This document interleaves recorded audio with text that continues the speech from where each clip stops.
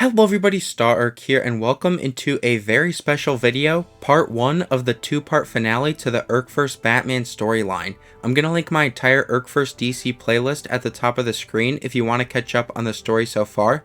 Like I always do with my Urk-Verse Batman videos, I'm gonna give a brief overview of what happens in this part, but I've also written a whole script for part 1, which is linked in the description down below. If you plan on reading the script, I would recommend doing that before watching this video because I will discuss how part 1 ends in a few minutes. Thank you so much to all these people for your suggestions. You have all been extremely patient waiting for me to make some of these characters, so I really appreciate that. But without further ado, let's get started. Let's kick things off with Scarecrow, who's been hiding out in the abandoned Ace Chemicals factory. Gotham City police have been stationed at the exit for weeks now in case the villain makes a move. That hood is Lucy's from the LEGO Movie 2 CMF series. The head underneath is Scrimper's from Hidden Side. His torso and legs are Filch's, and those arms and hands are Cyborg's from the DC CMF series. The idea is that he has tubes on his arms filled with fear toxin that he can spray from his hands. The toxin here is represented by yellow power blasts. Next up is Batman, who's tried and failed to apprehend Scarecrow a couple times now. Every time he tries, he's overwhelmed by fear toxin, which makes him hallucinate and relive the night Joker died 10 years ago. He still blames himself for Joker's death, even though Dick urges him that it wasn't his fault. Anyway, he's using the new Batman cowl, and underneath that I gave him Thorin's head from The Hobbit to show that he's been struggling a little since leaving the Justice League. His shoulder armor is Jafar's. That cape is a standard Batman one. His torso is from the LEGO Batman movie, but I gave him Black Widow's arms from the Avengers accessory pack.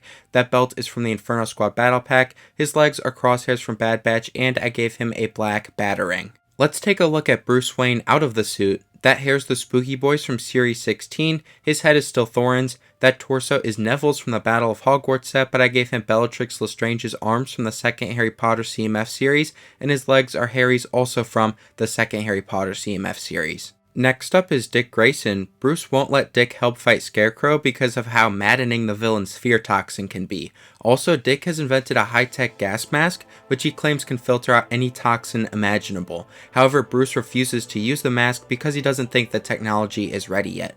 All this, combined with Bruce dragging Dick away from the Teen Titans in the last video, has made Dick very frustrated with Bruce. Anyway, to build Dick, I took that hair from the Quidditch trunk set. His head is Tom Riddle's, that torso is from a Ron Weasley figure, and those legs are also Ron's, but from the second Harry Potter CMF series. Let's also take a look at Robin's new suit, which kind of has a Nightwing look to it, but he's still known as Robin. His hair is the Monkey Kid's, that head is the Lone Ranger's, his cape is a standard Batman one, that torso is Hank Pym Ant-Man's with the Pro Surfer's arms from Series 16, his belt is Skylar's from Ninjago, his legs are from Spider-Man's red and black suit from the end of Far From Home, and I gave him a red feather to represent a Bertarang. Next up is Barbara Gordon, who's away at college in Metropolis. She's one of the only people who knows the secret identities of Batman and Robin, so Dick video chats with her to rant about Bruce and the whole Scarecrow situation.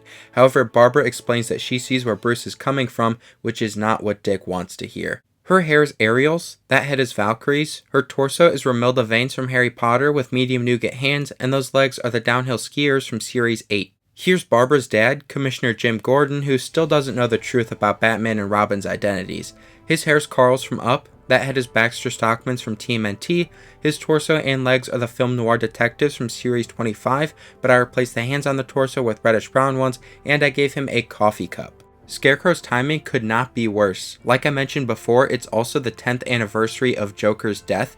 As a result, Joker fanatics like this one are rioting in the streets of Gotham, so Batman, Robin, Gordon, and the rest of the GCPD have to round them up.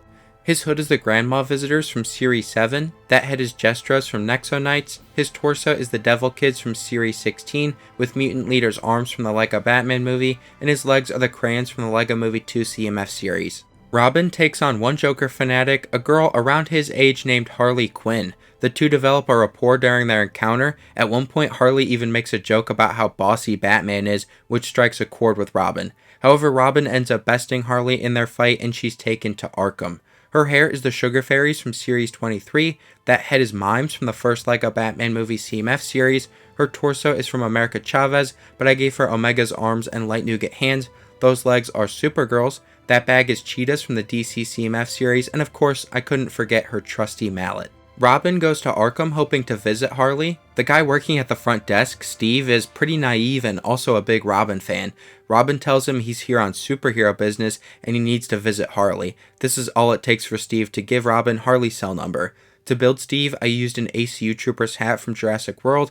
That head is Kevin's from The Office. His torso is a common police one from City, but I gave him Alice's arms from the first Disney CMF series, and those legs are Batman's from BVS. Here is Harley in her Arkham jumpsuit. Her hair is still the Sugar Fairies. That head is Marion's from Raiders of the Lost Ark, and her torso and legs are Joker's from the first Lego Batman movie CMF series, but I replaced the hands on the torso with light nougat ones. Robin visits Harley often, and they become good friends. Harley actually listens to Robin and agrees that Batman is being way too hard on him. Harley also opens up to Robin. She explains that her father died working for Joker. He named her Harley Quinn because he dreamed she would grow up and serve Joker one day.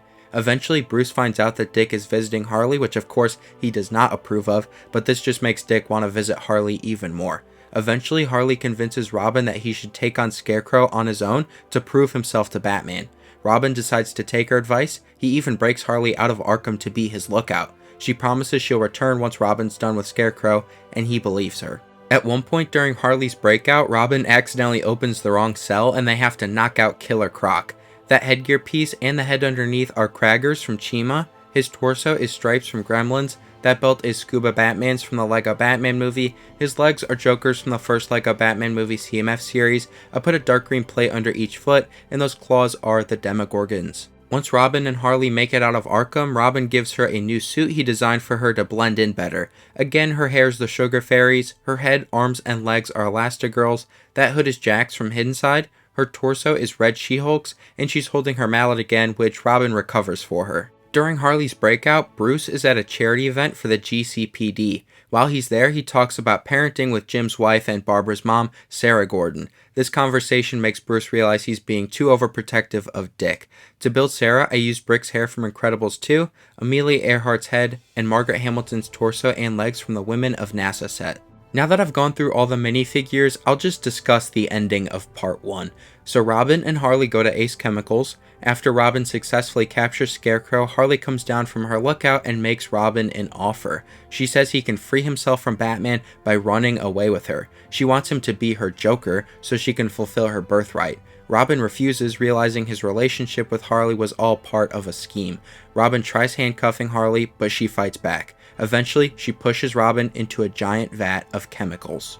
Scarecrow, who's still tied up, saw all this go down. He laughs at the idea of Robin being the new Joker. Harley explains that Joker is just a title to make Robin feel in charge, but really, she'll be in charge, just like she's always been. Scarecrow asks Harley what she really wants with Robin. Well, she wants to use him to get revenge on Batman, who she blames for her father's death. He was caught in the same crossfires that killed Joker 10 years ago, but I'll go into more detail on that in part 2. Anyway, Harley tells Scarecrow that he played his part well, then she kills him. Meanwhile, Bruce comes home from the charity event. He knocks on Dick's door, saying he wants to talk, but there's no answer. Suddenly, the bat phone rings downstairs. It's Gordon, who says there's a situation at Arkham. And then, back at Ace Chemicals, a white hand reaches out of the vat of chemicals. Alright everybody, that's going to do it for part 1 of the Urk-Verse Batman finale. Again, make sure to check out the Google Doc in the description below for the part 1 script. I should also mention, I don't think I'll write a full script for part 2, because this one took me like 2 years to write. Also, a huge thank you to my brother for making the awesome thumbnail for this video and for giving me notes on the story. I appreciate it very much. Also, thanks to you guys for watching this video. I hope you enjoyed it. If you have any suggestions for videos I should make in the future, please let me know down below and I'll give you a shout out if I use your idea.